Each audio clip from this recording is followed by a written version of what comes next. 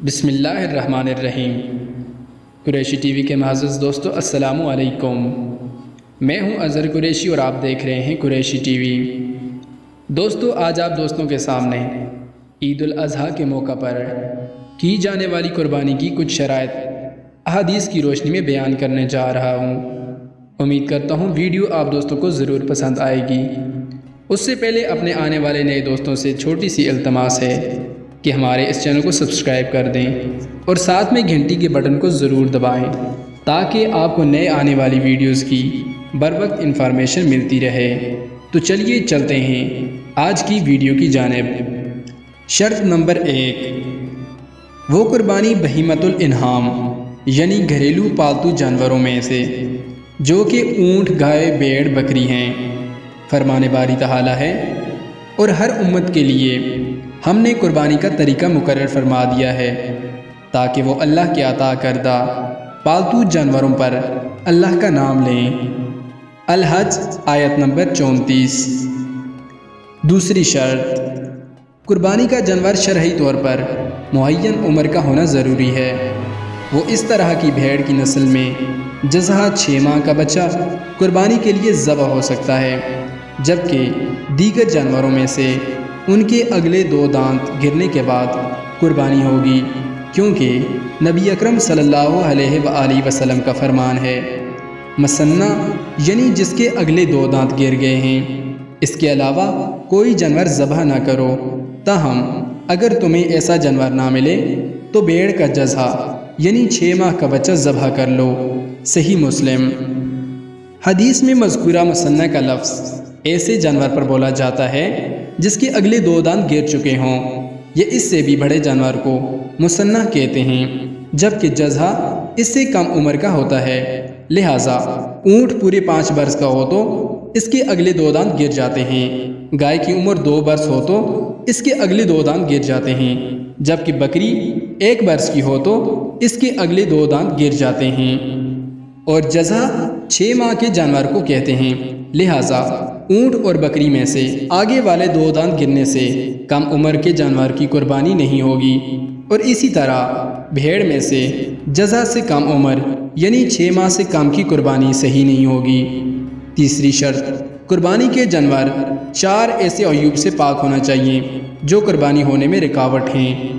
Number 1، آنکھ میں واضح طور پر عیب، مثلا جس کی آنکھ بہہ کر دھنس چکی ہو، یا پھر بٹن کی طرح ابری ہوئی ہو، یا پھر آنکھ مکمل سفید ہو کر کانے پن کی واضح دلیل ہو۔ نمبر 2، واضح طور پر بیمار جانور، اس سے بیمار جانور مراد ہیں، مثلا جانور کو بخار ہو جس کی بنا پر جانور گھاس نہ کھائے اور اسے بھوک نہ لگے، اسی طرح جانور کی بہت زیادہ خارش جس سے گوشت متاثر ہو جائے، یا خارش جانور کی صحت پر اثر انداز ہو۔ ایسے ہی گہرا زخم اور دیگر بیماریاں ہیں جو جانوروں کی صحت پر اثر انداز ہوں۔ نمبر 3، واضح طور پر پایا جانے والا لنگڑا پن، ایسا لنگڑا پن جو صحیح سالم جانور کی ہمراہ چلنے میں رکاوٹ بنے۔ نمبر 4، اتنا لاغر کی ہڈیوں میں گودا باقی نہ رہے، کیونکہ نبی اکرم صلی اللہ علیہ وآلہ وسلم سے جب یہ پوچھا گیا کہ قربانی کا جانور کن عیوب سے پاک ہونا چاہیے، تو نبی اکرم صلی اللہ علیہ وآلہ وسلم نے اپنے ہاتھ سے اشارہ کر کے فرمایا، 4 عیوب سے وہ لنگڑا جانور جس کا لنگڑا پن واضح ہو، اور آنکھ کے عیب والا جانور جس کی آنکھ کا عیب واضح ہو، اور بیمار جانور جس کی بیماری واضح ہو، اور وہ کمزور جانور جس کی ہڈیوں میں گودا نہ ہو۔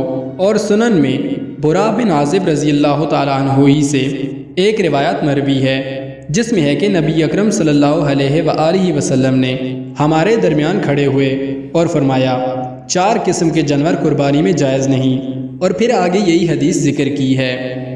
علامہ البانی رحمۃ اللہ علیہ نے ارواء الفیل میں اسے صحیح قرار دیا ہے۔ لہٰذا یہ 4 قسم کے عیب ایسے ہیں جن کے پائے جانے کی بنا پر قربانی نہیں ہوگی، اور ان 4 عیوب کے ساتھ دیگر عیوب بھی شامل ہیں جو ان جیسے یا ان میں سے شدید ہوں تو ان کے پائے جانے سے بھی قربانی نہیں ہوگی، جیسا کہ درج ذیل عیوب ہیں۔ نمبر 1، نابینا جانور جس کو آنکھوں سے نظر ہی نہ آتا ہو۔ نمبر 2، وہ جانور جس نے اپنی طاقت سے زیادہ چر لیا ہو۔ اس کی قربانی اس وقت تک نہیں ہو سکتی جب تک وہ صحیح نہ ہو جائے اور اس سے خطرہ ٹل نہ جائے۔ نمبر 3، وہ جانور جسے بچہ جننے میں کوئی مشکل درپیش ہو جب تک اسے خطرہ ظاہر نہ ہو جائے۔ نمبر 4، زخم وغیرہ لگا ہوا جانور جس سے اس کی موت واقع ہونے کا خدشہ ہو، یا بلندی سے نیچے گر کر یا اسی طرح کی کسی اور وجہ سے، اس وقت تک ایسے جانور کی قربانی نہیں ہو سکتی جب تک کہ اس سے یہ خطرہ ظاہر نہیں ہو جاتا۔ نمبر 5، دائمی بیمار یعنی ایسا جانور جو کسی بیماری کی وجہ سے چل پھر نہ سکتا ہو۔ نمبر 6، اگلی یا پچھلی ٹانگوں میں سے کوئی ایک ٹانگ کٹی ہوئی ہو۔ جب ان 6 عیوب کو حدیث میں 4 عیوب کے ساتھ ملایا جائے تو ان کی تعداد 10 ہو جائے گی، چنانچہ ان کی قربانی نہیں کی جائے گی۔ چوتھی شرط، وہ جانور قربانی کرنے والے کی ملکیت میں ہو یا پھر اسے شریعت میں یا مالک کی جانب سے اجازت ملی ہو، لہٰذا جو جانور ملکیت میں نہ ہو اس کی قربانی صحیح نہیں، مثلا غصب یا چوری کردہ جانور، اور اسی طرح باطل اور غلط دعوے سے ہتھیایا گیا جانور، کیونکہ اللہ تعالیٰ کی معصیت و نافرمانی کے ذریعے اللہ کا قرب حاصل نہیں ہو سکتا۔ اور یتیم کا سرپرست یتیم کی جانب سے ایسی صورت میں قربانی کر سکتا ہے جب یتیم اپنے مال سے قربانی نہ ہونے پر مایوس ہو جائے اور عرف عام میں یتیم کی طرف سے قربانی کرنے کا رواج بھی ہو۔ اسی طرح موکل کی جانب سے اجازت کے بعد وکیل کا قربانی کرنا بھی صحیح ہے۔ پانچویں شرط کہ جانور کا کسی دوسرے کے ساتھ تعلق نہ ہو، لہٰذا رہن رکھے گئے جانور کی قربانی نہیں ہو سکتی۔ چھٹی شرط، قربانی کو شرعاً محدود وقت کے اندر ذبح کیا جائے، اور یہ وقت 10 ذو الحج کی نماز عید کے بعد سے شروع ہو کر ایام تشریق کے آخری دن سورج غروب ہونے تک باقی رہتا ہے۔ ایام تشریق کا آخری دن ذو الحج کی 13 تاریخ بنتا ہے، تو اس طرح ذبح کرنے کے 4 دن یعنی عید کے دن، نماز عید کے بعد، اور اس کے بعد 3 دن یعنی 11، 12، 13 ذو الحج کے ایام قربانی کے دن ہیں، لہٰذا جس نے بھی نماز عید سے قبل قربانی ذبح کر لی یا پھر 13 ذو الحج کو غروب شمس کے بعد کوئی شخص قربانی کرتا ہے تو اس کی یہ قربانی صحیح نہیں ہوگی۔ جیسے کہ امام بخاری رحمۃ اللہ علیہ نے برا بن غازب رضی اللہ تعالیٰ عنہ نے روایت کیا ہے کہ رسول اللہ صلی اللہ علیہ وآلہ وسلم نے فرمایا، جس نے نماز عید سے قبل ذبح کر لیا وہ صرف گوشت ہے، وہ اپنے اہل و عیال کو پیش کر رہا ہے اور اس کی قربانی سے کوئی تعلق نہیں۔ اسی طرح اگر ایام تشریق سے قربانی کو مؤخر کرنے کا کوئی عذر پیش آ جائے، مثلا قربانی کا جانور بھاگ جائے اور اس کے بھاگنے میں مالک کی کوئی کوتاہی نہ ہو اور وہ جانور ایام تشریق کے بعد ہی واپس ملے، یا اس نے کسی کو قربانی ذبح کرنے کا وکیل بنایا تو وہ وکیل ذبح کرنا ہی بھول گیا اور وقت گزر گیا، تو اس عذر کی بنا پر وقت گزرنے کے بعد ذبح کرنے میں کوئی حرج نہیں۔ اور اس کی دلیل یہ ہے کہ جس طرح نماز کے وقت میں سویا ہوا یا بھول جانے والا شخص جب سو کر اٹھے یا اسے یاد آئے تو وہ نماز ادا کرے، بالکل اسی طرح یہ بھی قربانی ذبح کرے گا، اور مقررہ وقت کے اندر دن یا رات میں کسی بھی وقت قربانی کی جا سکتی ہے۔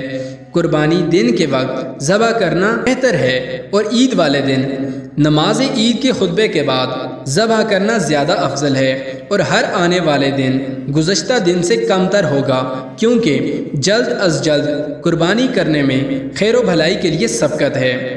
دوستو، امید کرتا ہوں ویڈیو آپ دوستوں کو ضرور پسند آئی ہوگی۔ ویڈیو پسند آ جائے تو اپنے دوستوں کے ساتھ شیئر ضرور کیجیے گا، اور ہمارے اس چینل کو سبسکرائب ضرور کیجیے گا۔ انہی الفاظ کے ساتھ مجھے دیجیے اجازت۔ سانسوں نے اگر وفا کی تو اگلی بار ایک اور نئی ویڈیو کے ساتھ آپ کی خدمت میں حاضر ہوں گا۔ تب تک کے لیے اللہ حافظ۔